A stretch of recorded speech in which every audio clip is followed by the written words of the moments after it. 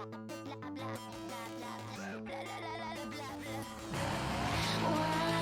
join me?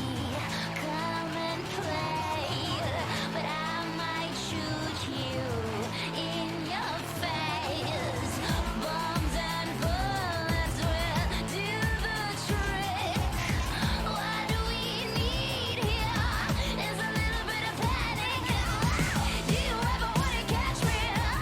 Right now I'm feeling ignored. So can you try a little harder? I'm really getting bored.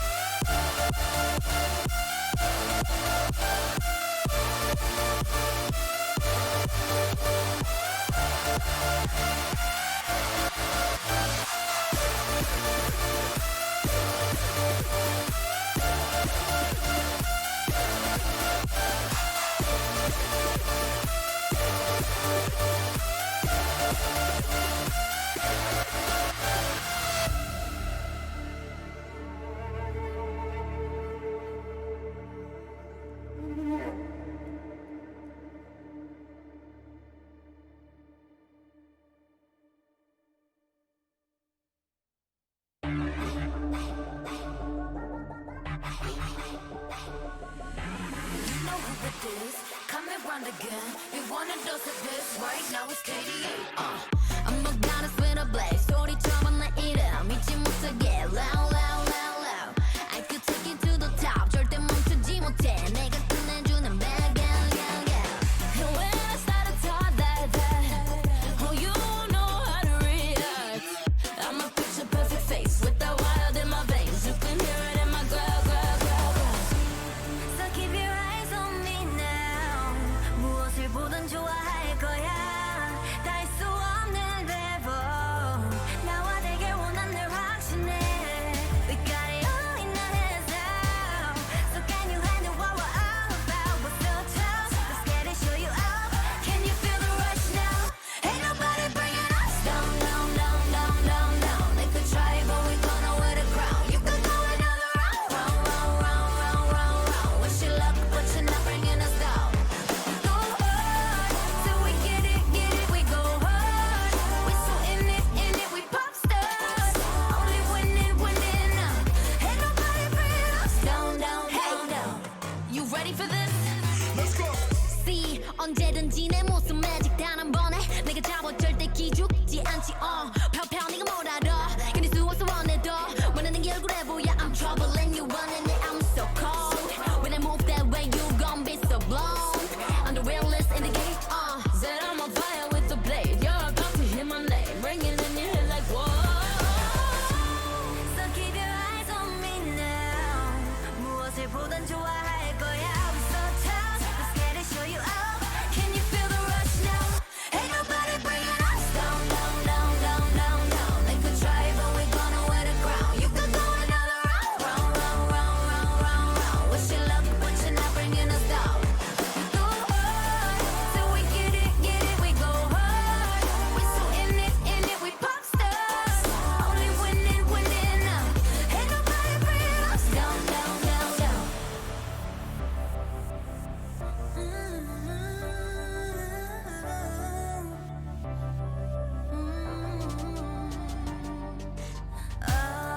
난 멈추지 않아. Hello and welcome everyone to another Serenity gaming match in Division 2. We're going to see Skrrt Gang go against Just Esports. I'm Kachka, and with me casting tonight is Nightstar. Hello, hello. And, I just have to say it's been a very, very long time since I've gotten to A, cast a Division 2, and B, cast with you. Yeah, that definitely. It's been a while. However, it's also been a while since Skrrt Gang have managed to win a game, which is mostly what I'm looking at today. I'm not really bashing them for, losing a lot, but I actually want to see them, try and come back towards the end of the season and maybe win a series or maybe. Yeah, I mean, it's about, building some momentum if they decide to stay in the league for next season or next split. And build some synergy, it's all about improving. That's what we want to see. I'm all about that life, even if my op.gg says I'm gold, but I made it to gold. Exactly, it's the small wins that matter. So yeah, we are waiting just a few more minutes until one of the teams will be ready, and then we should be slowly getting ourselves into the game. And okay, yeah, both teams are going to be ready. So just to remind everyone, we are going to have Skrrt Gang on the blue side in the first game, and Just Esports will be playing on the red in the game 1. Yeah, and I mean, pick side selection is very nice, at least in this current meta, and it really depends for teams, right? Because you can have teams such as G2 that have so many picks or should have so many picks for the later portions of the phase that they're just so good on both sides. And then you have a team like FPX that did win the world championship. That's like, okay, well, we know what we want. We want Nautilus, and you can't do anything to stop it because we're on blue side. So we'll take it first pick every game. All right, and we are going straight into the champion select now. Okay, so I am wondering, are we going to see more of a focus towards the comfort bands, which I mean, to be honest, is really more of a story in divisions 2 and 3, or maybe more the power picks. And Nautilus, it is both. It is both a strong pick, and Cairo should be fairly comfortable playing it as he's a Thresh main. Nautilus is close enough. Yeah, I mean, being a Thresh main, the Nautilus is probably even stronger in lane, but the Thresh really shines once you get to um, the flexibility in some of those team fights where you have the ability to reposition your AD carry. But the Morgana banned out is going to be allow for the engaged supports to actually come through, just because Morgana really stuffs those. Alright, Kale is the next ban as well, so just trying to remove this sort of scaling potential, as Kale, once you manage to get her to level 16, is disgustingly strong, and now the Nunu also is a follow-up ban. Yeah, the Nunu being taken away has good early pathing, and especially the early ganks. I love the early ganks on the Nunu. Um, but yeah, then now we get to see the Thresh banned out as well. So really making sure Carry Rope does not get to throw the lasso.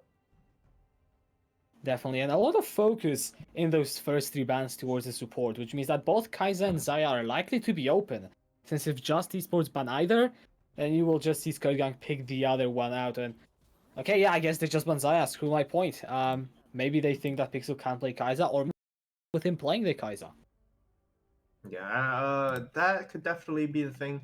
Another one would be the Draven is left through, so Bear Seg does play some Draven, and that could just be his pick into the Kai'Sa if the Kai'Sa does end up getting locked in. It really doesn't seem like either of these AD carries really prioritize the Kai'Sa pick either, so it might just be a pick that just doesn't get to see much play in this series in particular. Alright, Pantheon though, it was left open first pick immediately by the side of Skrrt. Still, yet to confirm what role it is going to go for, as it can be flexed between multiple positions. On the other side, Just Esports, we see them go for the Ashe, utility AD carry. We'll see how they want to build their comp around it. Do they go for a support, or do they go for another pick right now? Yeah, and you can go into a number of directions. Gragas, it gives you a lot of flexibility because you can just throw it into the bot lane, or you can opt it into that jungle position. But really, the fun pick is going to be the Pantheon because this pick got nerfed a little bit, but still not to the point from Worlds that you say, "Oh, this is incredibly weakened compared to what we saw before, and what we didn't see at Worlds." But Pantheon locked in means that they have a lot of flexibility in this draft. The lease does mean that they want to go very early game, though. Yeah, definitely, and Pike as well. Skrrt are definitely putting all the eggs in the early game basket. I think 25 minutes, they want to be done with this game, or at the very least, have a massive goal lead on the Baron buff and already be looking at the base, at least with what they're drafting right now. Yeah, with the first 3 picks, sure, the Pike can scale a little bit, just because he has that execute. The Pantheon isn't as punishing late game as he used to be, but surely at 30 minutes, if you don't have a 12k gold lead and at least an inhib or two with the Baron buff. It only goes downhill from there. So, and they're now going to get into the second phase. We see the Caitlyn ban. Most likely it's just the Caitlyn ban. Maybe they ban out one more, but Ash really has a great time against all the rest of the AD carries available. So maybe something like a solo lane ban would make sense here, but it could still be a Talia Pantheon in the bot lane, so maybe banning the Talia would be an option.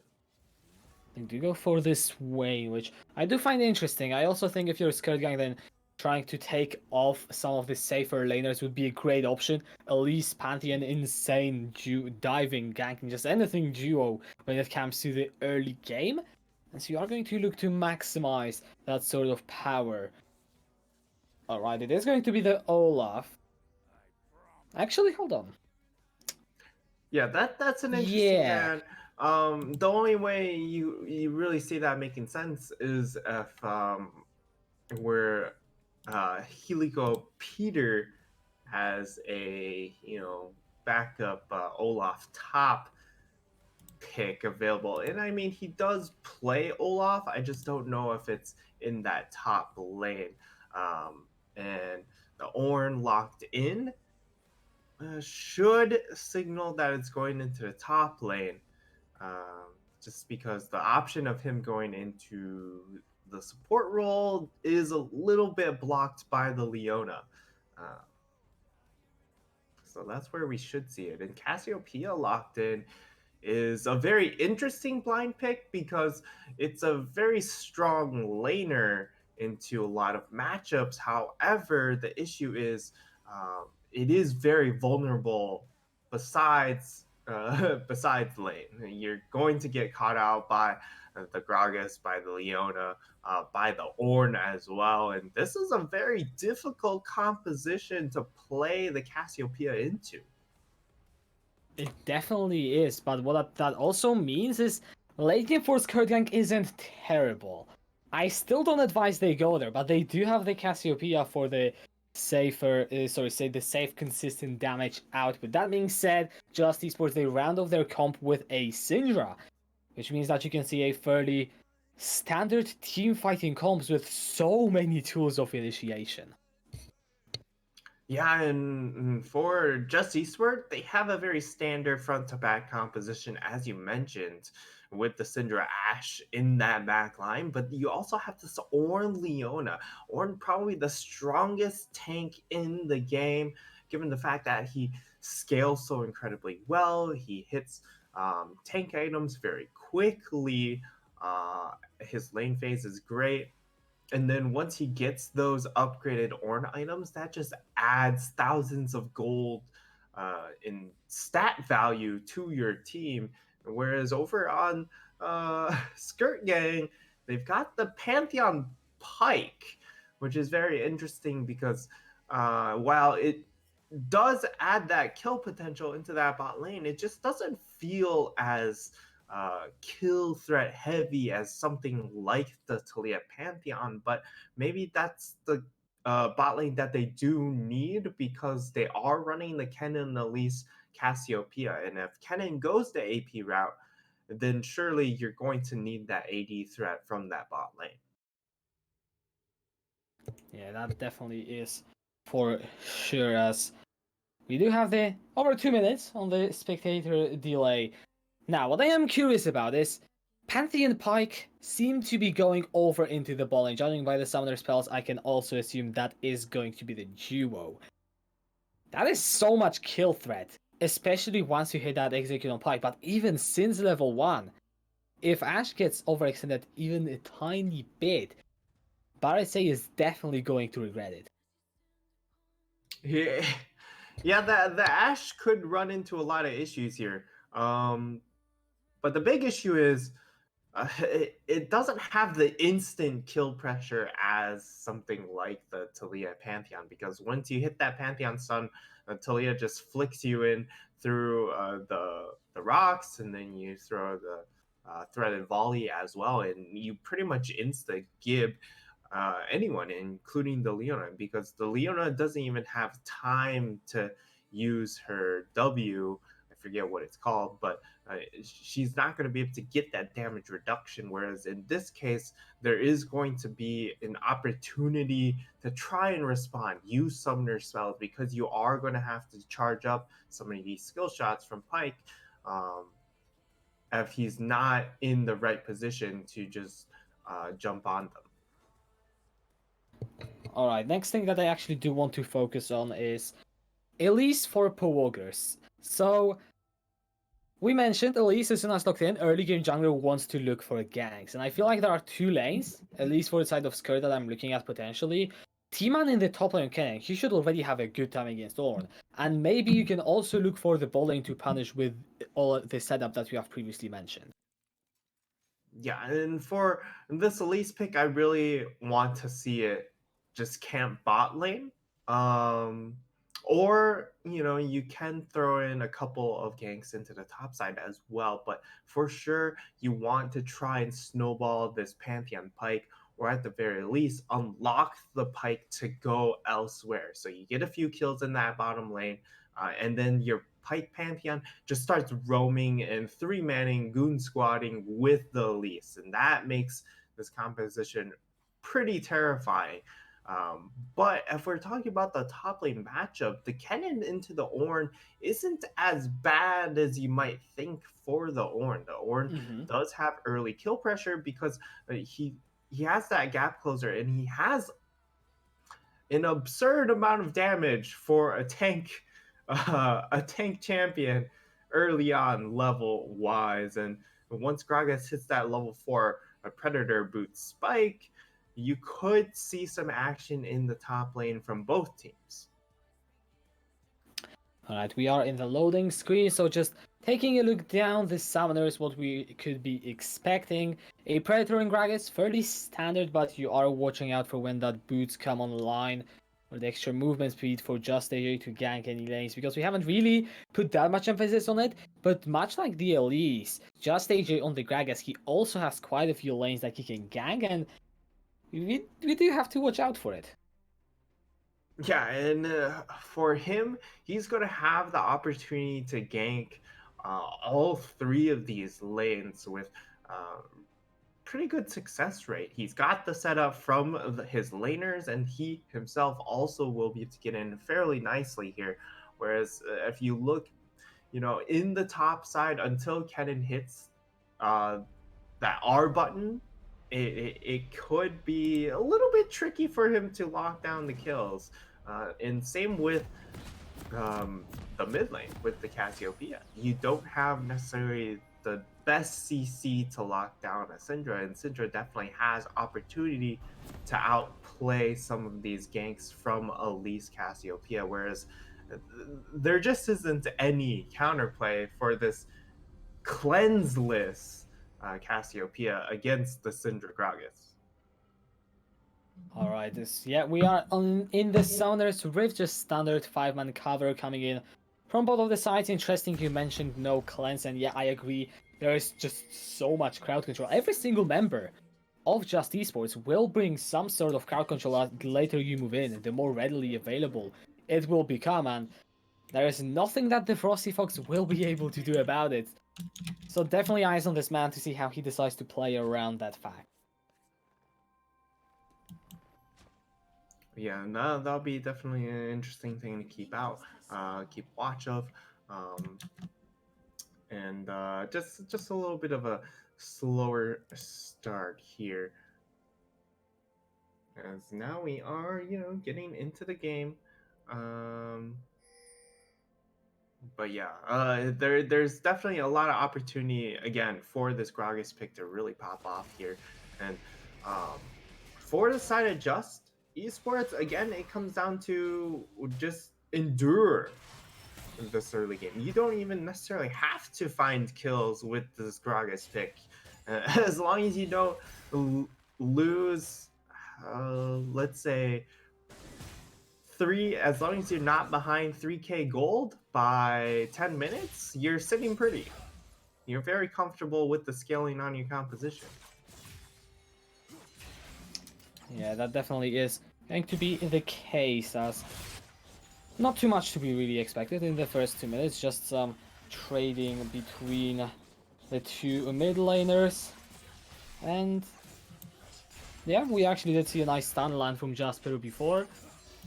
But for now, there's absolutely nothing to talk about, so I'm going to... yeah. Yeah, and I mean, you're gonna see the level 2 hit, and they do want to try and force some things here. But yeah, it's going to be just comfortably hold them back, chilling out.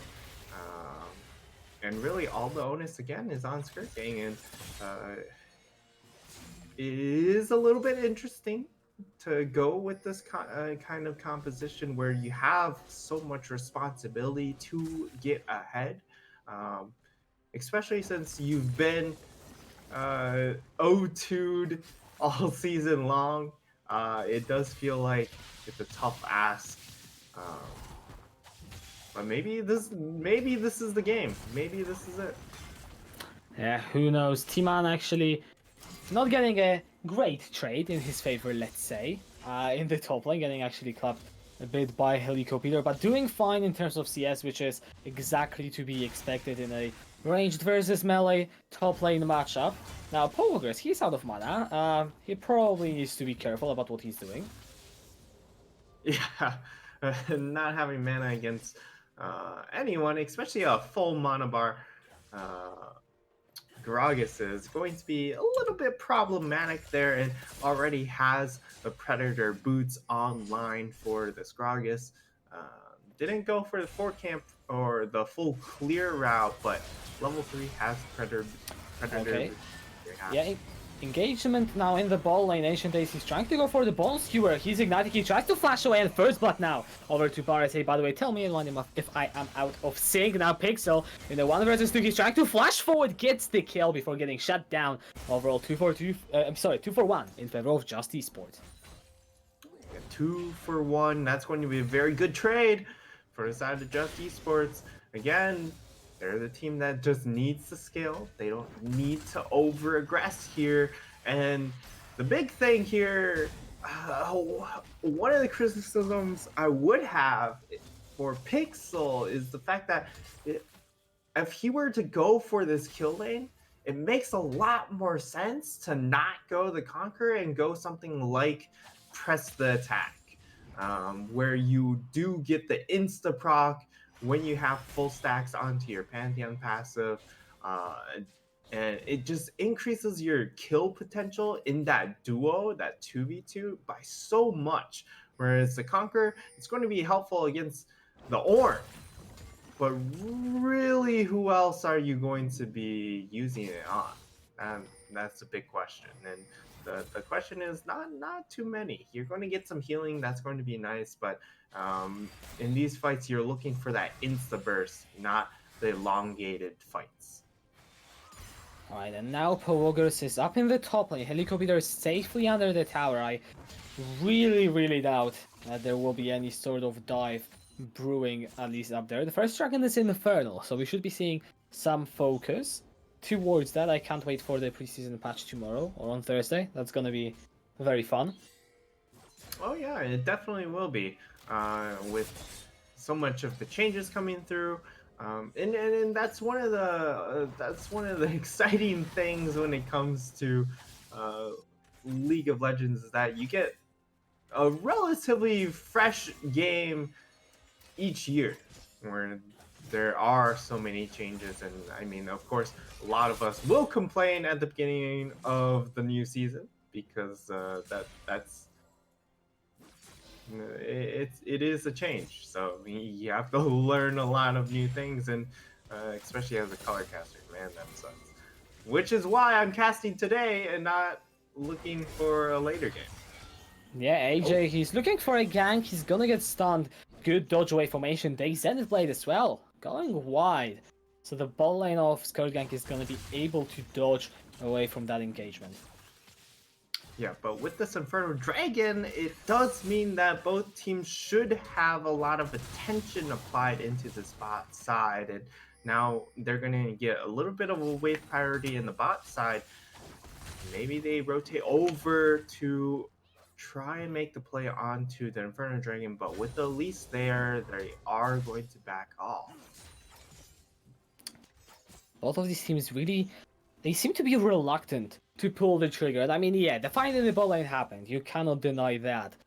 But outside of that, nothing else really did take place. And the only reason there was a fight in the bot lane in the first place was because that Pantheon Pike lane, as we mentioned, they really need to find something, and they just tried to go for it then. Yeah, and I mean, As we see actually another fight. Teleports already from Just Esport. That's a double stun. With the body summon Pixel, it's in a lot of trouble. Ancient Ace picking up the first kill of the fight in favor of Skrrt, and Jasper trades the two now for the double kill on the Sanger, and Just Esport managed to get another fight in their favor. and Jasper, what a great And now the Solar Flare teleport. under tower. Puwogger's blown to pieces, and that is tough if you're Skrrt gang, but great turnarounds from Just in those skirmishes. Yeah, Just Esport just really starting to explode here. They're the ones that don't need to be ahead, but it looks like they're perfectly fine with cashing out on any free gold that they're able to find. And now for Ostifox, he is in a little bit of a no man's land. Gonna be able to slither his way out and away. And now after that skirmish, oh, well yeah, flash away from T-Man, really respecting the knockup from Helico Peter. Not sure if it was necessary, he deemed it so, and he's now flashless. Yeah, and I think that's really mostly in regards to the fact that if you look at the items, a helicopter has a couple more items than this cannon, and certainly in a elongated fight, that those items should come very much into play here. And T-Man, he has not gone home to buy yet, and if he doesn't, the longer this goes on, the worse it's going to get. He's probably going to look to just shove out this wave, if I believe. He has got the teleport. I don't know if he wants to use it though, because we saw two fights now overall backfire back towards Skrrt gang, and they really need something to turn around. But if they keep losing top lane, or well, at least not winning, that might be a tough position, as T-Man already blows the slicing mesh on the stun. It's not going to interrupt the call of the Forge. Good Helico Peter's solo kills T-Man. And he just gets pummeled there, and I mean that's what I mentioned. If you don't buy, you're not gonna have the stats, and Peter is perfectly happy just pulling the trigger on that. And now they're both going to have the teleports, and with this dragon now being all in more importance as it just continues to sit there waiting to be taken. Yeah, any of those extra lane advantages is going to be very impactful. And T-Man gets a whole Protobolt and a Ruby Crystal. That would have definitely been enough to turn around the fight if he had recalled and taken it slightly later. But he chooses not to. He loses the kill, which means that Helico Peter is now even harder to kill. Yeah, and certainly because Peter only had the Spectre's Cowl, you have the punch, the damage to get through that, but now he's got the Merc Treads on top of it, and now it's going to be incredibly tricky here. And I'm surprised that, oh, okay. Yeah, Petrifying Gaze blown from the Frosty Sure. Fox. Why not? That just happened anyways. Moving on, we have the Infernal Dragon being taken by Just Esport, and I doubt there will be any response. Yeah, and it should have prompted this Dragon Tank to go through. They're just going to finish it off and then look for the fight. Pixel and Ancient Days, they are face checking, and Puwogger's in the jungle. He actually is killed out. The Dark Sweep from Jasper gets him on a killing spree. Bot lane does seem to be out and safe without burning any flashes, but it's another kill picked up by Just Esport. Yeah, and that's a kill that Really, the side of the Skrrt gang, they wanted to contest, but when your mid laner has used one of the big ticket ultimates, oh, here Well, it Frosty comes. Fox looking for a play, but Just AJ is here to respond. Good flash away from the body slam. Can he get something done here? Short answer is no. 3 members of Just Esports, they just shut him down, get a rampage now on the Syndra, and Jasper is starting to look like the real carry of this game. And Peter, if he finds another solo kill, That would be big. This time the stun is going to interrupt the second part of the Ornhorn, and T-Man is now on the run. Flash is still there for Dylan, but I think Helico Peter, he can look to turn around the Flash away now as he realizes the range disadvantage would have proven to be detrimental, and both top laners get out. oh, but Gragas is here, and now Kennen is just gonna have to leave. He's gonna come in through the lane. Most likely T-Man will use the teleport, otherwise he does risk losing that wave and a half that are about to crash. But it does mean he won't have teleport to try and help out the team, and it does look like he channels it up in the top side. And at this point in the game, with a 2,000 gold lead and an Inferno, it should be in an almost unlosable position for the side of Just Esports. It really does look like so, and Jasper 4-0 and 1 Luden's Echo Sorg boot completed. Okay, he did spend all of his gold, and now look at this, the power is unleashed. He is unstoppable, and nothing the Frosty Fox could have done about it. Yeah, that was it really got turned into a little bit of a snakeskin purse. Is that what it's going for here?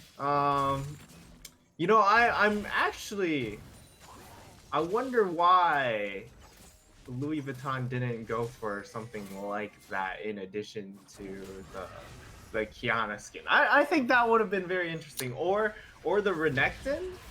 Renekton would have been very interesting. Interesting, but probably controversial if you think about it. Just imagine, you know? It would be very cool, though. Yeah. I mean...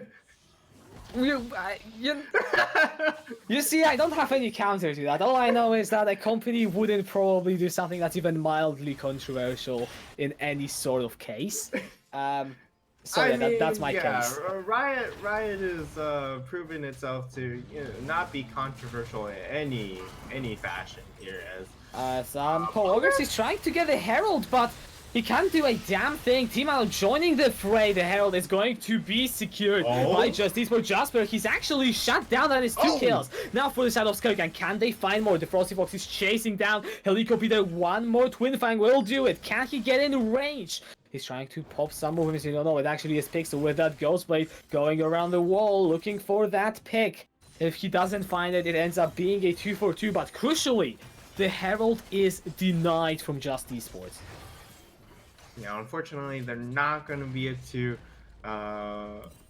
secure the eye, as they would have had to die for that one. Pretty sure it will end up expiring here. Yep, it does end up expiring, and more importantly, they are able to get 2 kills on, or a kill, I guess 2 kills on carries onto their solo laners. So finally, Poggers having some Elise impacts, but it does feel very reminiscent of say a G2 Elise in the finals. Yeah. We don't talk about those in exactly. Yeah. Okay. All right. Yeah, the finals never happened. The Worlds ended at semis, officially. Okay. Yeah. As someone who does cast some LPO in his spare time, let's just say I'm very much on the hey, that finals definitely did happen. I mean, to be honest, I think FPX played insanely well. I'm happy about it. It's just, it's that bittersweet feeling. I'm definitely not sad because of the result. Oh. Yeah, yeah, no more talking about the Worlds. That already has happened, but what hasn't happened is this fight. And Carriop, he's overextended. Ancient Days executes him, and it's Skrrt Gang getting a kill on the board. But Jasper, oh my Okay, yeah. God. He just deletes Ancient Days. There's nothing that could have been done. Barisay getting the second goal to fight. Progress is next. Knock up with the Searing Charge. Double kill for the Syndra. 8-1 and 2. This man is unstoppable now. Yeah, that, oh. Oh, my stomach doesn't feel good after that one. Oh my God, that was disgusting. That wasn't even, really, Jesper didn't even need to throw the ultimate down onto Ancient Days. It was really just to prove a point in that regard. Really just needed to throw one more orb, and that would have been it. And Ancient Days, I mean, he doesn't have any resistances. I don't think anyone on the team will end up having resistances, at least not for a very long time, as Hugo Peter, he's probably gone. Yeah, 1 versus 3. He can't do anything. That's going to be Pixel cashing in on some gold. So in the last couple of minutes, we actually did see Skrrt pick up a lot of kills. I don't think it's enough to overcome the Syndra just yet, but it's really good to see them fight back. It is good to see that they do have some fight left in them, but they are still 2.5k gold down. They're down now a mountain as well, and they're going for this fight. Yeah, T-Man called out that is too much crowd control, simply put. Jasper on another killing spree, and that's gonna be also the tier 1 in top lane. Now the Ring of Outer Towers being knocked down by Just Esports. 3,500 in the gold lead, but now Skrrt looking for the fight. They are connecting onto Jasper. All the crowd control down, shut down, make that a second one with the execute. And now Ancient Days pulls back Barisay. Double kill for the Frosty Fox. And that's Skrrt with 3 kills. And that's just so much money going over in favor of Skrrt right there. You see, the Frosty Fox, he's sitting on 2k gold, along with Ancient Days. He's at 2.5k. So, you know, that one fight, those shutdowns in combination. Oh, Just AJ going forward, the Miasma grounding him. Those are the Twin Fangs connecting through. Stopwatch to buy some time, but it's not enough. Woogers. His first kill of the game. And this is starting to look good for Skrrt. They close the gold lead. Yes, Syndra is still a problem, but they just showed us how you can deal with that problem. yeah, and they're able to punish on some of these overstays. And now they're going to be able to find that top lane tower, hopefully. And I mean, if we're talking about win conditions for Skrrt, they have the cannon. Basically, it comes down to their solo laners. They have the cannon, they have the Cassiopeia, and they need some magic resist on that Cassiopeia. I'm Just not a even little. blaming Cairo for trying to follow up on that damage. Jasper is pretty broken at this point in the game, and it is a trade of flashes as well. We mentioned no cleanse on the Frosty Fox. Now he doesn't have the flash. Honestly, good luck to him trying to stay alive in those team fights. Yeah. And, oh, Ancient Days, though, wanting He's to looking go for aggressive. something. Yeah, he was definitely looking. Didn't necessarily find what he was looking for, as now Just Esports are gonna clear out the vision around the Baron. 20.5 minutes in. That objective definitely on the table, and we mentioned that the longer this game goes, the more the comp of Just Esports is going to be rounded off. I mean, there is, of course, the Cassiopeia scaling, but so many of the other champs are going to become obsolete. As now Pixel, he's gonna block a lot of damage coming through, a double knockup as well. Call of the Fortune is going to be initiated. Petrifying Gaze gets a big stun. The Frosty Fox, remember, no flash on him, shut down by Just AJ. Pixel down for the double pull, Walker's over the wall with the Zenith Blade, and Jasper is going to take him down. Just like that, 3 kills for Just Esports, and now they're turning towards the Baron. And that's just absolute destruction. They just really just annihilate the side of Skrrt right in that fight there. Now they're going to be able to claim this Baron. The Ancient Days trying to say something about it, He's but cut out. Jasper Electric tags Cube him. just slaps him in the face. Now T-Man has got ult and flash. I really don't advise he'll go into the pit, and yeah, he has his head on his shoulders. He knows that there is absolutely no way he gets anything done here. That is a Baron, 4 kills in total over that last minute or so to Just Esports, put them at now 3,000 gold advantage. Yeah, and Jasper, he gets the first Ornn upgraded item, and that's even more power to this man, as if 3 completed items was not enough. He's just gonna add an upgraded Luden's Echo, and I will throw a caveat that he does have Morello, so not using his gold efficiently, but when you have that much gold, sometimes you're very tempted to just waste some of it. So I understand that feeling, and I don't think you're really wasting your gold when you're doing this sort of things. Killing spree already, looking for the double.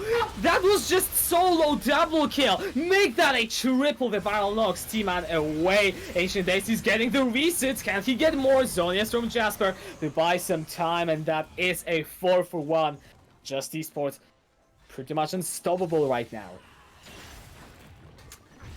Yeah, Jasper has to teleport. He's just gonna teleport back into this, but he's very strong. And in fact, he's going to teleport up into the mid lane so they can maximize their turret taking potential. They're going to be able to, should be able to take these turrets quite easily here, and that's going to be an Ornn upgraded Infernal Mask. And now Helico Peter, if you look at his items, he takes absolutely no magic damage. You know who does take no magic damage? Poogers. He is going to use a great repel to dodge from that unleashed power wave, which I think the ult did reset. Double stun now, coming through from Ancient Ace. Can it turn into something more? He gets the shutdown. Looking for the second one, but the Solar Flare is good. Slows down Pixel. Helico Peter is still on the run. No flash, no ult. The Mountain Dragon is the target, and it is secured by Just Esports. They lose their mid laner in a 1-for-1 trade, but they still manage to secure the Mountain Drake. Yeah, they secure the Mountain Drake. Unfortunately, they lose a big amount of gold thrown back over to the side of Skrrt Gang after taking down the Syndra. That's going to be very important, but now Syndra has the Void Staff. Yeah, it's going to get that much more difficult to kill or to survive. Not necessarily kill the Syndra, but to survive the Syndra. That's going to be even more difficult now. But yeah, it really comes down to which of these mid laners are able to survive. If it is that Syndra, Syndra, I mean, right now she can absolutely already tear everyone apart. But if the Frosty Fox is allowed to get some time in these fights, as he burns a flash, that was purely respect, but I actually think he had to. I mean, I'm not sure if he would have connected. Had to. Yeah, but it was too close, as now they're looking for a 3 versus 5 fight. Here comes the stun animation. The stuns are slowly stacking up. Look at Helico Peter in the front line, though. He kills the Frosty Fox. Say over the wall. No one can touch that Ash. He takes down Ancient Days. 2 already for Just. The attempt just fails.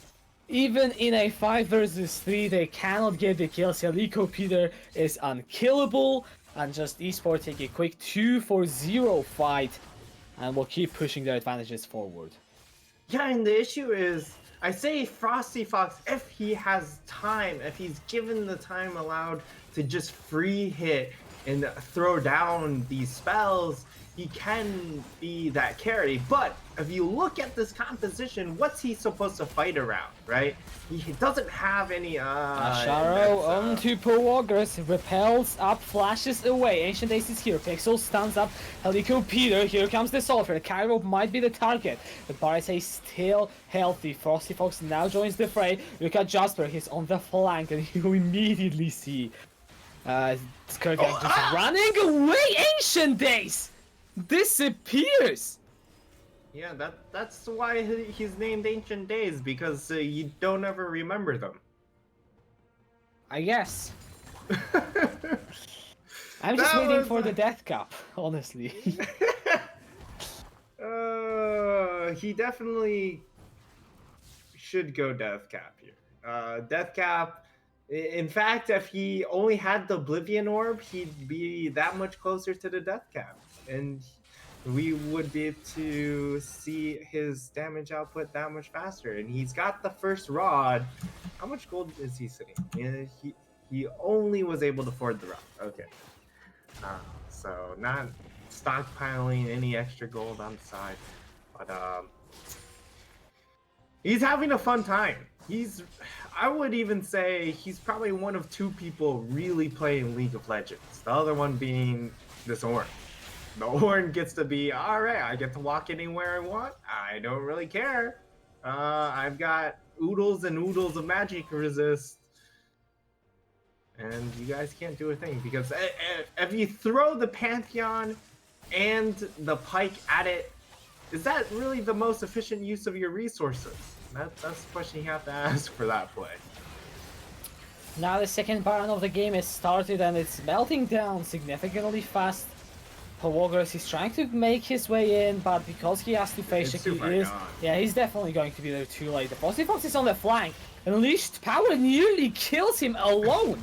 That was just the Centrality. Pixel goes in the backline. He dies. T-Man into trying to now follow it up with this last mention. The damage is here. Barisay is taken down, but a double kill from Jasper. He slams them down. The cask brings back Frosty Fox. That's another kill. 4 now dropping down for Skrrt Gang in favor of Just Esports. And with that Baron buff, I think we might be looking at the end of game 1.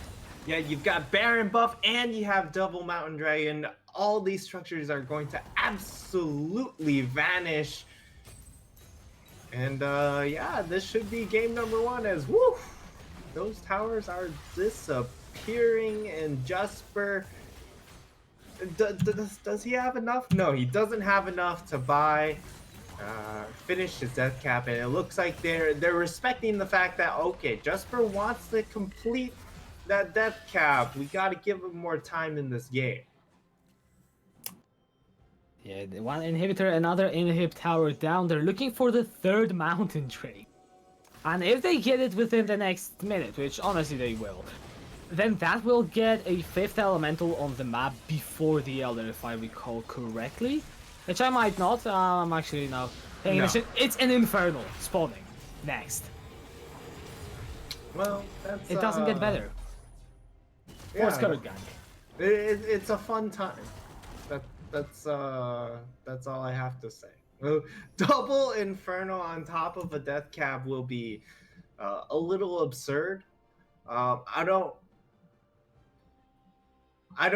endorse Just Esports waiting out another 5 minutes.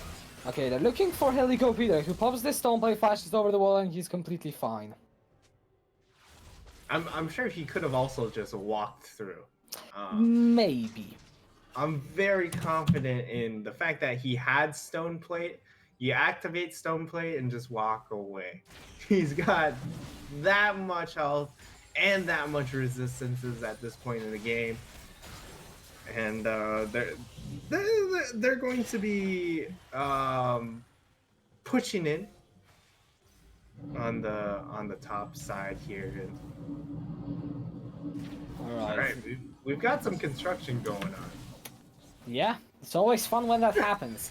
As well, Pixel nearly gets stunned and would have been definitely killed if that connected. Helicopter is going to do some work with that inhibitor in the bot lane. No one's stopping him just yet. I want to see Jasper just literally go and blow up someone, because that's all it takes for Just Esports to close this game out. Skrrt Gang, it kind of started like they had some plays, but they were all turned around, and now the game is just slipping out of their hands. 30 inhib gone. T-Man, he's going to pop that zone. As Helicopter going and Cairo picking up the first kill of the fight. There are so many low health bars now on the side of Skrrt Gang. They cannot do a damn thing. 2 Nexus turrets gone. The Nexus is exposed. Just trying to go for more. Pawogers is dead, and that's going to be the game 1 going in favor of Just Esports. Yeah, a very interesting draft coming out from Skrrt Gang in an attempt to really try and cheese the draft to come up with it was a creative composition, but it never came together. That is the unfortunate part there, and um, yeah, they never even got the snowball going to begin with, and as a result, you just see Jesper having an absolute field day as he finishes with 18k gold. That's a lot of money. Yeah, especially that the next highest gold in the game was his AD carry at 12,800. Oh my god. Look at the damage charts too. Yeah, he dealt more than double the damage of the second highest person. That's a solo carry performance if I've ever seen one. Yeah, that's a one-man wrecking crew right then and there. Not much to say about that one besides I guess maybe ban Syndra next game? That is something that I do think Skrrt will be looking for, but we'll just jump over to a short break, so stay with us to see if the second game is going to be anything like it, or maybe Skrrt can break their 11-game losing streak. We'll be right back.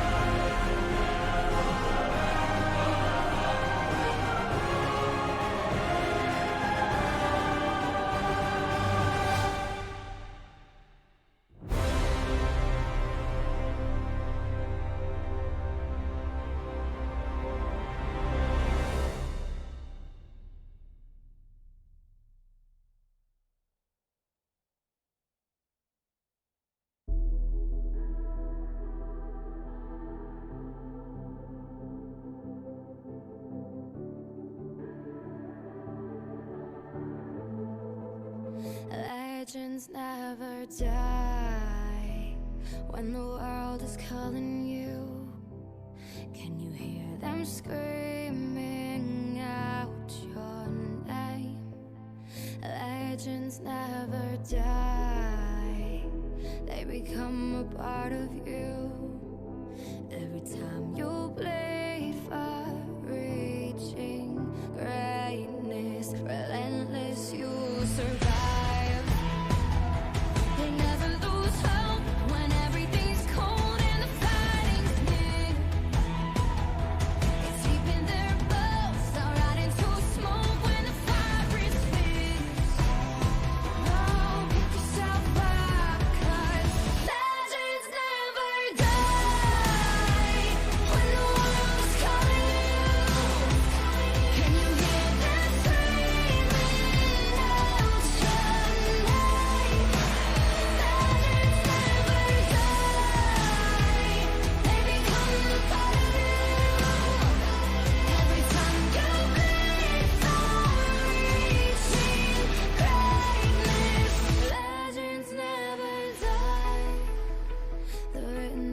eternity, but you'll never see the price it costs. The scars collected all their lives. When everything's lost, they pick up their hearts and avenge defeat. Before it all starts, they suffer through harm just to touch a dream. Oh, pick yourself up, 'cause legends never die. When the world's calling you, can you hear them screaming out your name? Legends never die. They become a part of you. Every time you breathe, for reaching greatness, legends never die. When the world is calling out your name, begging you to fight. Hello and welcome back. So a fun fact before the game 2, the last 5 matches Skrrt Gang have played were all 0-2s, which means so far they have managed to get an impressive record of 11 losses in a row. And you see, you can take it 2 ways. You can either go for the record, or you can try to break your streak. I mean, so far the script is working. Yeah. It is all on scripts. Remember, everything here is scripted. Alright, well, we're going to the picks and bans for the second game, this time just on the blue side, and Skrrt Gang will be on the red side. I want to see that Sintra band, however, maybe there won't be an adaptation in the bans. It's always just interesting because sometimes teams decide, alright, we definitely gotta ban out these champions, and sometimes they think our bans in the first game were fine, it's just something else that failed. Yeah, there's definitely a 2 different approaches you can go here. But I do agree. You're going to be you. Carry Rope definitely has a beef against Morgana. Let's just say that. If he plays those hook champions, probably the #1 least favorite champion to play up against is going to be that Morgana. So taking it away once again. However, they are making some changes over on the other side. They banned away the Gragas. And surely the Gragas did have a decent impact, but it felt to me it was more of the let's compare what the Gragas did in comparison to, say, the Elise. And it felt like it wasn't necessarily that the Gragas was popping off, it was mostly the Elise being a little underwhelming. Alright, and this time Zaya is left open, insta-picked by Helicopeter. Ornn is actually going to be snatched away by Skrrt Gang, so they get both Ornn and Nautilus. That is some solid team fighting just in those 2 champs. Yeah, so already they've made a big pivot in the fact that they've picked up 2 relatively tanky champions, at least compared to what they picked in the first game. So already having a better front to back team fight than in game #1, which means that if Frosty Fox does end up going to some sort of late game team fight mid lane pick, he does have the ability to then just solo carry the fight because he does have that front line to eat the damage for him. Okay, then, we are waiting for the last pick. Okay, Camille. Now that's a champion we haven't seen in a while, but I think I actually do like it into the Ornn, especially the later this game goes. The Camille definitely a pick that can succeed here, given the fact that she is going to have a fair amount of true damage. So being able to punch through the Ornn tankiness is going to be nice.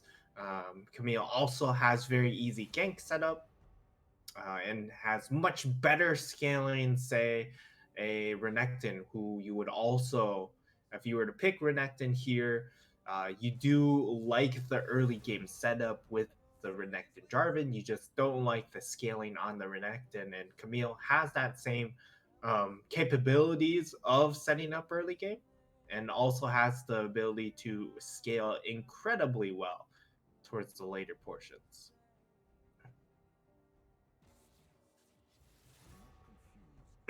And with the Lee Sin pick, it does mean that Poggers wants to scrap a little more, but this pick does allow him to scale a little bit better than the Lease here.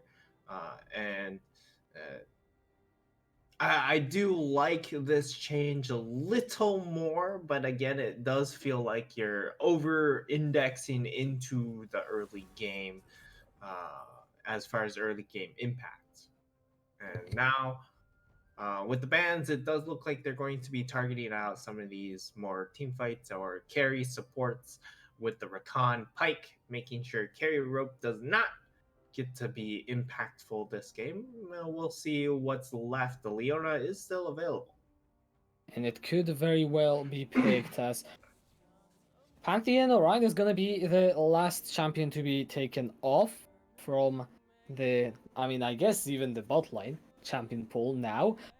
Still an AD carry yet to be locked in for Skrrt. Though based on the last game, it doesn't have to be an AD carry. They can play probably anything that can remotely be put into that bot side of the map. And so I'm really curious as to what is exactly going to be their next champion. Okay, they play an actual AD carry here. They go for the Sivir. Yeah, and I actually disagree with that Pantheon ban. I really think they should have just left it up. If you decide to take Pantheon, well, more power to you. You've just picked 4 melee champions, and that should provide Zaya an absolute field day, but instead they end up banning it out. The Sivir comes through. There is now some scaling, and now they have to round it out with ideally some sort of magic damage threat over on the side of Skrrt Gang. And this could be the Thunderdome composition. The Camille Jarvan Galio locked in. This is a lot in the pain train. Sivir is not going to have a good time here in these later team fights. Can definitely agree with that. Syndra is being hovered. I think it would make sense if you want to try and play the teamfights with maybe more sort of range. Try and somehow kite this impossible engage comp, at least from the looks of it. And they go for it. Frosty Fox is going to be playing on the Syndra. It's a bit of a different look this time. Both teams definitely having a scaling aspect, and you mentioned Just Esports collapse into a small area, use all of their cooldowns, burst down one crucial person, whereas it feels like the more dragged out fights is what Skrrt will be looking for. Yeah, Skrrt Gang, this time they have compiled themselves a much nicer composition with a lot more flexibility in their gameplay. Um, they are not required to be super far ahead in this game to be able to succeed. They have the Sivir that will be able to scale incredibly well. The Syndra, something with a slightly more range than the Cassiopeia. Although in this composition, I wouldn't be opposed to Cassiopeia. The issue, of course, is going to be the fact that Galio, Jarvan, and Camille, when they go in, they are going to find someone to delete. And it's just going to be a matter of hopefully you're not going to end up getting multiple people deleted at the same time trying to sacrifice one member. Yeah, that's what that's what we are hoping for. Now, last game we mentioned Poggers on the Elise not necessarily having the most of the standard performances. He's once again on an early carry jungler where he needs to find something. And once again, AJ is also on a champion that is more reliable but at the same time can match the early aggression. And the worry I have is that we could be seeing the junglers turn out in a very similar fashion to what we just saw in Game 1. Yeah, I can definitely agree with that sentiment. With the fact that again we've drafted a, a jungler that has a lot of early game responsibilities in the Lee Sin, and the Jarvan's just going to be a lot more flexible. He doesn't have to necessarily pull off the ganks. He is going to be able to opt into that tank Jarvan build and be really flexible with his build path and also with his gameplay. However, I will give the caveat that in this game, the Lee Sin will have an opportunity to scale, given the fact that late game, his responsibility is to kick everyone out. If he lands the kick onto Jarvan at the right time, he's going to be able to slam into Camille and Galio, and that could be what his team needs to turn some of these team fights. Alright, still one more minute left, so I'm just thinking, where do I want to focus now? I guess something interesting to point out is we have Syndra into a Galio, and Syndra technically can lane bully, but in Galio he is also known as being a very good response into almost all of the mages. Yeah, that's what Galio is built for, to just be a mage killer, or not necessarily a mage killer, but a mage neutralizer, I suppose would be the better term for it. And in this case, he definitely will be. Syndra will have a little bit of a difficult time. Um, and this is just fine for Just Esport, because they know that if the side of Skrrt Gang wanted to scale, they had to pick some sort of AP threat into that mid lane. An AD threat would have been very, very easy to shut down just their whole composition, because then they're really lacking in on the damage with the fact that they have a Sivir, Lee Sin, and then they would add a third AD. So it'd be very easy to just stack armor. Jarvan would have had an absolute field day, and I like that creative portion in the draft there coming out from Just Esport, knowing that there had to be some sort of mage into that mid lane to round out the composition, and it does mean that Frosty Fox, he's going to have a solid, early mid game to be able to help stabilize this composition. Alright, and we're seeing whether Skrrt Gang can turn around their fortunes. In the last weeks, at least win a game in your last two series, that is. I think, realistic, and I think they should be trying to definitely go for that, as we're slowly but surely getting to the game. Something last that I do want to point out is, we saw last game how well the teleports were used by Just to respond to the early game plays initiated by the side of Skrrt Gang. This time they have 3, so they can do it technically even better than last time. Yeah, they're going to have more teleports. They're going to be a lot more flexible in how they move around the map. As we are waiting to get into game here. And I'm wondering whether we will see any sort of invades coming from either of the teams. There were quite a lot of pings.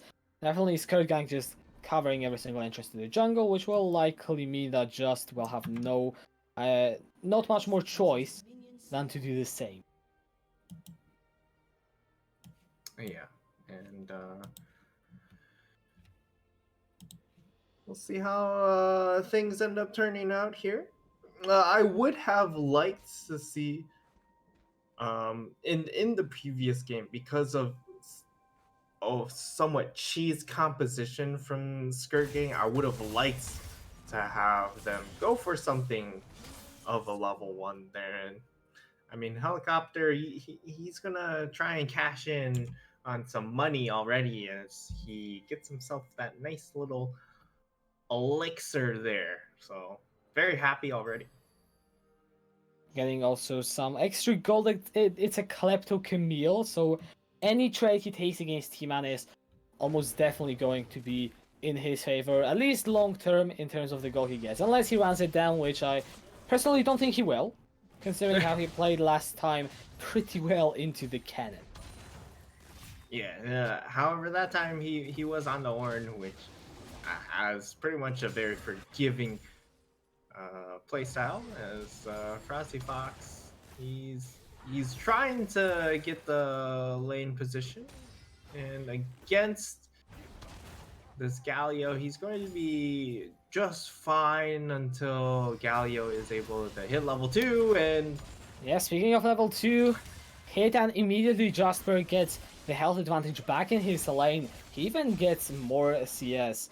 Frosty Fox was so focused on trying to utilize his advantage as a ranged champion that he just fell down to a pretty basic engage. I mean, it's nothing decisive yet. It's of course just the second minute, or I guess third minute in the mid lane. So nothing that happens here should have a big impact unless something like a summoner is blown. yeah, but Jesper will have the better time right now, given the fact he has, well, he has teleport, he has the corrupting potion, so he's going to be able to back pretty nicely here. And Frosty Fox does find himself the stun, but won't be able to cash in onto much damage. Both of the junglers now in the opposite sides of the map, just AJ going for the Krugs, stealing them away from Pawogres. We'll see if Pawogres is able to get anything done. The first Drake of the game is an Infernal. This time Lee Sin, still there is a room for the jungler of Skrrt Gang to make something happen. It's a new game. Just because he didn't necessarily do a whole lot last time should not affect him in any way.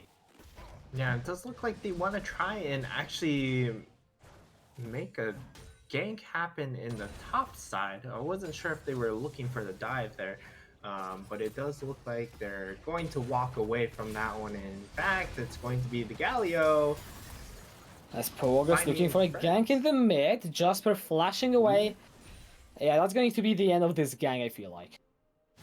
He's smelling it. He really wanted that Lee Sin Q, but Frosty Fox definitely did not want any more of that one, as he's just trying to get this wave reset here.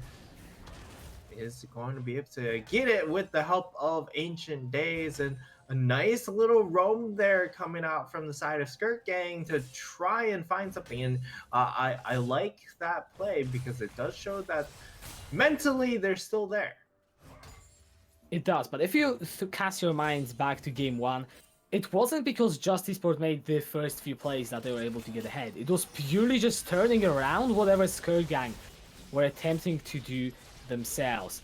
So the question that I really have that I want to see answered, and I will have it answered in a few minutes, is whether Just can find any engagements of their own, or will they just rely on the mistakes of Skrrt Gang? Back now we are trying to see if there's a gank in the top lane possible. Flag and drag does not connect, flash away from T-Man, and he's out. And with this huge minion wave, now there's the threat of getting so much denied from him. But no flash on Jasper, he charges up the taunt, he's gonna get on the Pawogres, but the Sonic Wave Resonating is trying to follow through. Frosty Fox flashes forward, and first blood for the Sindra in the mid lane. It's going to be a first blood here on the Frosty Fox, but it gets instantly returned. Just AJ goes into the mid lane, picks up that return kill, and it is a 1-for-1 overall. But still that bonus gold going over to the mid laner of Skrrt Gang. Yeah, nice little bonus gold there for Frosty Fox. This time he's going to be able to find the cash. Didn't have a great time from last game, but with that getting that first kill in the lane is going to make him much happier. And it does look like now there's some scrapping in the bot side, but I don't think Skrrt Gang really want this fight.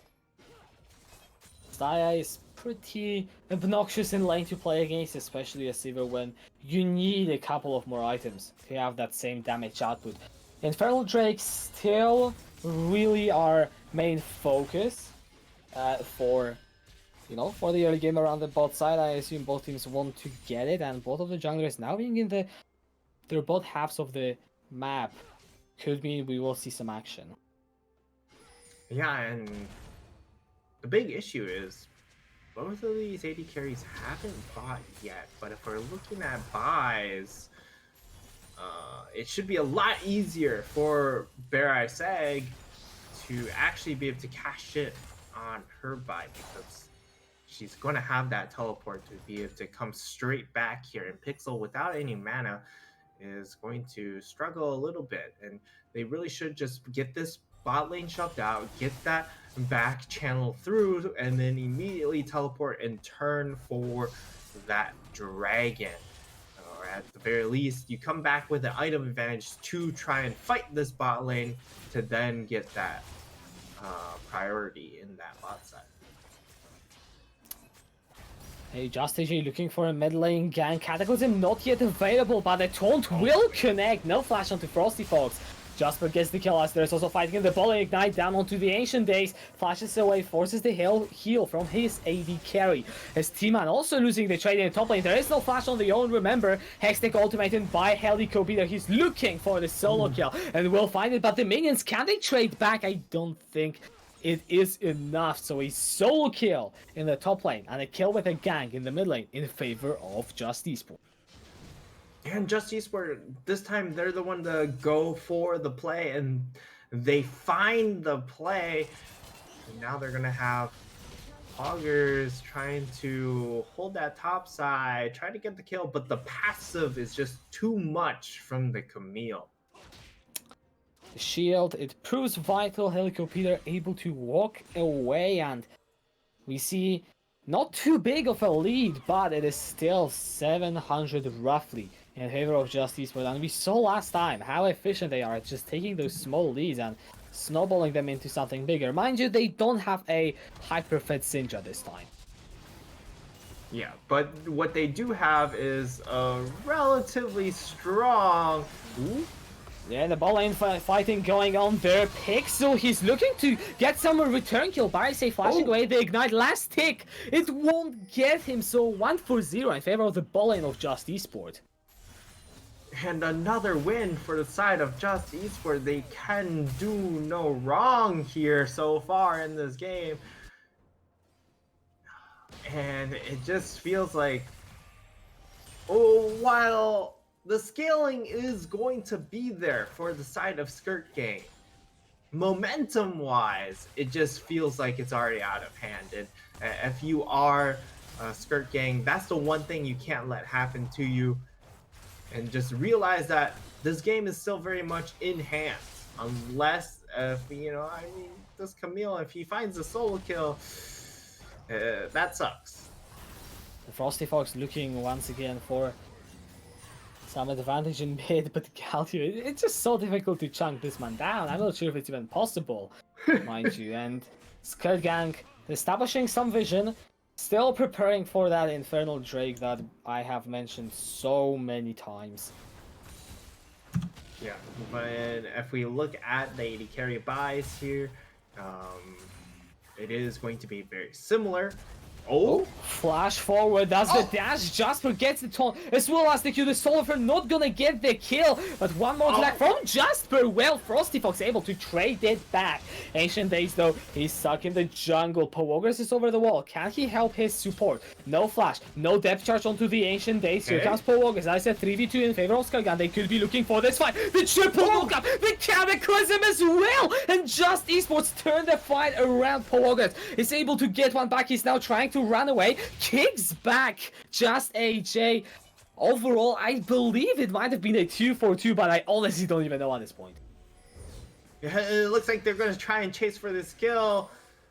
I don't know if that's the best use of your time with Inferno up available, but they've decided that Polgar's going for the execute, which is fair enough. There was no way he could have run to his own base, so yeah, he had to probably go for an execute. Definitely the smart play. It also just burns time to the point that they are able to still look for this. Okay. Yeah, T-Man is not having a great time when it comes to the top lane matchup. Helicopter just literally running circles around him. Another flash burn. Helicopter still gets the kill. And that means there will be 5 more minutes of bullying onto that horn now without the flash. Yeah, and now, I mean, Helicopter, he was already having a really good time. And with the extra plate, he's got 2 kills. He's got the farm lead. He has a lot of klepto going for him. He's in a very great position. Unfortunately, because they drew the Jarvan up in the top side, they do lose the Inferno, and now Carry Rope, he's not going to flash over the wall. In fact, he wants to fight! Yeah, there goes the Solar Flare. Ancient Days stand up. Jasper has to dash away. Just Esport, they don't seem like they want to take this fight. But Skrrt are also cautious. Just AJ goes over the wall. Here goes the flag and drag. It actually got interrupted. I believe Jasper not being able to follow through. The Frosty Fox is still low, down to 200. Cataclysm is available. Paul Walker is looking to zone. No Dragon's Rage is available. And Carry Rope is picked off. He went forward too far. And here goes on the hunt. Skrrt now, they've got the momentum, they're looking to push for some advantages, but I feel like it's going to be Just Esport too far away to be chased. Yeah, the disengage was already happening for the side of Just Esport, and unfortunately, Carry Rope didn't get the memo on that one. But again, this Inferno Dragon didn't have to happen for the side of Skrrt Gang. Just Esport, they had the positioning, they had all the capabilities of, all right, we just turn for it instead of chasing after Lee Sin, and now Wait, T-Man getting a shot down in the top lane onto Helico Peter. I was going to hold on to the last second. Now Polar's also getting just paired. 2 quick picks in succession for Skrrt Gang. This looks very similar to last game. We have Just Esport being ahead. Now it's the phase where maybe Skrrt Gang can find some picks. And if this game is something like the first one, there will be someone stepping up soon on the side of Just Esports to hyper carry. At least it's not a Syndra. But there are actually so many potential people. Helico Peter in a side lane, Barry say in team fights. Both of them can have such a huge impact on this game. Yeah, and this time for the side of Skrrt Gang, you feel that, yes, you found the kills, you were able to punish some of these overstays, and this time it does have meaning to find these overstays, as it's going to be another skirmish. Helicopter, he is... It's a Triforce already on the Camille. T-Man just... I mean, what can you do? I don't really know what else to say. Clean solo kill from Helico Peter. T-Man not really expecting or respecting, I guess, the power spike there. Yeah, he had that last fight and thought, alright, if it's the same, I definitely can do this. And now, ooh, they're looking to turn! Wait, Carry Rope? Wait, Carry Rope, he's just tanking the tower for all this time. The Frosty Fox, he goes on a killing spree. That was questionable, but okay. I mean, if he just E'd in the right direction, that also would have been a return kill at the very least.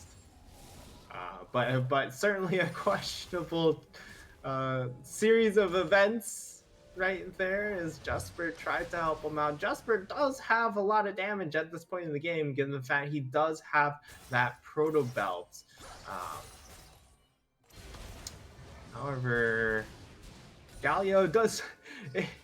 The mid lane Galio, the reason why we haven't seen it as much lately is because of the fact that after the proto belt, the Galio extra items just feel like they don't have as much impact as that first item. So he doesn't scale as fast or as powerfully as other champions will with each additional item, and now they're going to try and pressure in onto this mid lane tower with that Rift Arrow, but it's not going to get much. It gets some damage, not even places that is long gone already. The next Drake is another Infernal. The first one went in favor of Skrrt Gang. They could look for another. But if I know Justice, where they will definitely try and, well, not only contest that, they will look to take the objective itself. Yeah, and Barai going for that teleport into the mid lane means that he can't go for the reset anymore without risking the Inferno. So he has to just try and take these minions. Hopefully the wave position's in a good spot for him to then try and get a buy-in. But really he's sitting on 950 gold. It would be nice to get a purchase in. At the very least, it would be nice to get that health bar fully recovered. But it does look like a fight's about to break out. Oh, Progress is gonna find carry rope. I believe he might have been stunned. The Frosty Fox coming in from the side lane. Here comes the hero's entrance, and Helicopter is already on the side. The Frosty Fox on the rampage, shut down immediately by the Camille. T-Man calls the Forge. What can he get a decent knockup? Finds it onto 2. But the fight is just split over all the fronts, and I don't think that Skrrt actually have anything to do here. They lose 2 members in trade for 1, and now they are going to lose that Infernal Drake unless Pogers can find a Poke Steal. Yeah, and that just turned into such a messy setup with these fight lines not really being clear cut. And you know, if you have that that Sivir, and sure, Sivir isn't quite there yet on the items to solo carry, that is true, but at the same time, it's that much harder for the Sivir to carry if everyone is very disorganized in their fight lines. And yeah, as a result, you saw that the Sivir got a couple of autos onto the Xayah, but had to flash out quickly after that because Xayah has the ability to reposition, whereas Sivir, that's all you got. And he could be there flashing away as Pogers was up there in the top lane. Good choice, he takes the turret, he doesn't take any risks with that. Just pays the price and gets out. Yeah, able to flash away from that one. Might have been a slight overstay, but when you have the flash available and you really want that turret, it's all right. Especially the fact that, you know, you still have Triforce, you're almost to that Ravenous Hydra. Yeah, it's going to be a very happy Camille here. The Frosty Foxy actually doesn't get the stun, just were able to dodge it out with his Justice Punch. And we are 19 minutes in the game. Just Esports, they find themselves with a 4,000 gold lead. Double items now on Helicopter. That's usually the power spike, where champions like Camille, Fiora, I guess Jax, but you're usually building Shojin these days. They become insanely difficult to deal with in a sideline. Yeah, and the key word there is the side lane. In these team fights, it's still possible to counter. Oh, talking about the team fights, Boris is called out, shut down by Pixel. Teleport in from Helicopter, but he cannot do anything. For the Frosty Fox, he has exited and needs to flash away. It's one pick. The AD carry of Justice What has fallen. We'll see if Skrrt can do anything.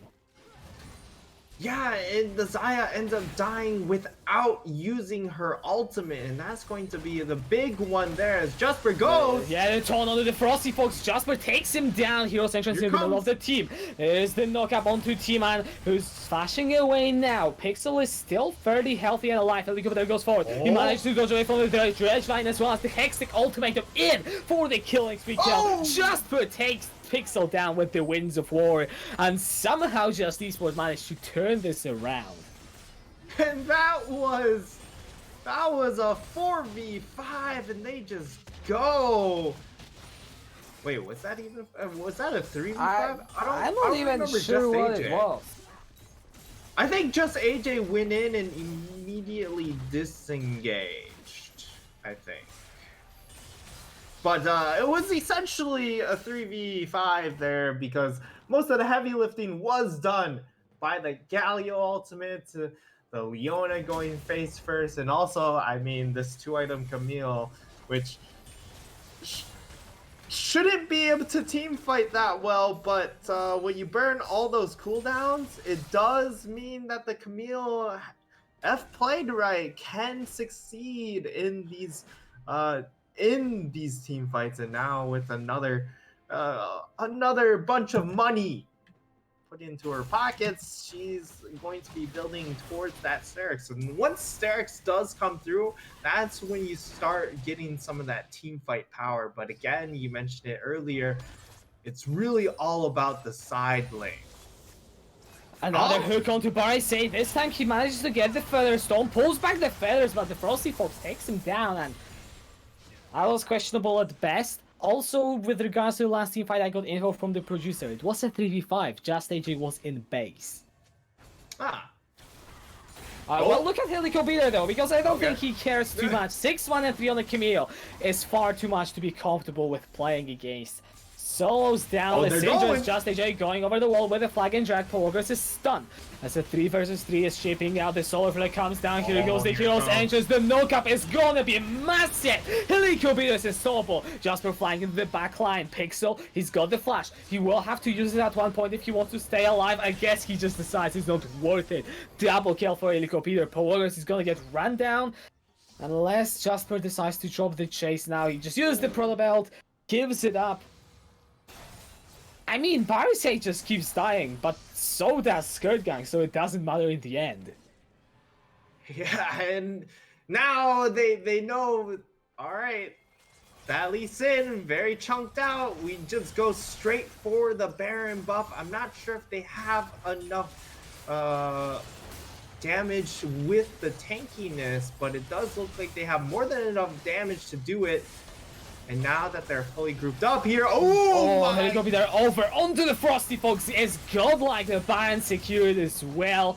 They're looking for Ancient Days, who has no flash. Run down for the double hookshot over the wall. Helicobeater is looking for more, trying to get Prolongers down. He nearly gets him. One more to attack, a few, and it's a triple with an assist from Barisei. Helicobeater is massive. He's just having an absolute field day. In game 1 it was Jasper. In this game it's Peter. He's having the time of his life. He's got all those elixirs going on for him too. He's going to have, let's see, he has another 3k in his pockets. And yeah, he just had 11 or 1100. And now he's got 3,300. This guy keeps finding money. He's the epitome of capitalism. He smells the money opportunities nonstop, and it comes at the expense of the poor people. I mean, that's one way to look at Snowball in League of Legends. It's valid. Alright, let's go and see if Skrrt can now find a team fight. Once again, they find a knock-up onto Barisei. T-Man jumping forward, and that one is definitely not having a great time in the backline. But look at the other side of the fight. Kairope is going to be taken down. T-Man is now also dead. Helicobeater is legendary already. He's looking now for his entrance into the fight. He goes into the backline, deletes Frosty Fox already for the double kill to the Camille. Pixel taken down by Barisei. 3-4-1 in favor, oh sorry, for 2 in favor of Justice Sports. They take ultimatum onto Powogas. Ancient Days down for the double. An official Quadra and an ace. And it could be the clean 2-0 for Justice Sport. Yeah, it does look like they're looking to go for the end here. No, they're not. Yeah. Alright, they decided that Cloud Drake is definitely more important here. And I mean, add 25 minutes into the game. The respawn timers aren't that long. So I understand that they're unwilling to, you know, test their luck with another overstay attempt. But it was a good attempt from the side of Skrrt Gang to try and pull the trigger. Unfortunately, they weren't all coordinated on that go button. They had T-Man go, and everyone else kind of left him to go. So you know how usually when someone gets a big early game lead, they'll have some like double the gold of their lane opponent. Currently, Helicobeater is accomplishing that at 26 minutes. Yeah. He has double the gold of T-Man. Oh? Yeah, Jasper might be in a bit of a pickle. He does blow the Zonias to buy some more time. Actually manages to survive 2 ultimates. But I say takes down the Frosty Fox. Here comes the Flying Drag. Double for the Zaya. And they just keep going. Flash away from T-Man. Flash forward the Zenith Blade. Connecting onto Pixel. T-Man is taken down by Helico Peter. Flying Drag into the Cataclysm onto Pixel. Double kill for the Camille. Now with 4 kills, with the minions, not necessarily Baron buffed but up anymore, this should be the end, you have to believe. Yeah, this should be the end of the game. There's no way to stop this Camille. And that's going to be, again, another 2 or 0-2 result. And hey, at least they find themselves a Camille at the very end there. But we're looking at very good position for the side of Just Esports coming into possibly playoff positions. Yeah, to be honest, actually, looking at the points after this game, the playoffs, like the top 6 seeds, they are insanely close right now. There is exactly 3 points between the 2nd and the 6th seed. Yep. I mean, that just means that these last couple of games coming towards the end of the split will be all that more impactful when we're coming to those LAN matches. And I mean, you gotta tighten things up, but for sure this series they looked pretty comfortable, even if it was a little bit messy. So 27 minutes, and I think it was what, like 31 or 32 minutes more. Yeah, something like that. So that's less than an hour of game time. Yeah. Woo! That was quite the speed run. Definitely was for Just Esports, and I mean, not really much more to say. They have only one more match to play, and they can still. It's all going to be about the seeding. It seems like for the last week of the Division 2, ECAST Brand, they're still not uncontestable in their first spot, but it looks unlikely that they are going to drop it to anyone, at least in the current position. But any other seed, I feel like there is still so much fighting to take place between the teams that are in the top 6. Yeah, there's definitely room to move around. But yeah, Just Esport. It's hard to really take anything out of this series because of how one-sided it was. Teams will have to do their work when it comes to trying to break this team down. Yeah, they definitely will, but I feel like for today, that is going to be it for us. So don't forget, I'm actually going to check out in the next stream, as I do believe it is tomorrow. Yeah, there should be a stream happening tomorrow, so don't forget to join us. I think it will be happening half an hour later, though, at least from the looks of it. You can follow the Twitch to know exactly when we go live, or you can also join the Discord to get notified exactly when we go live. But thanks for watching, and have a good night.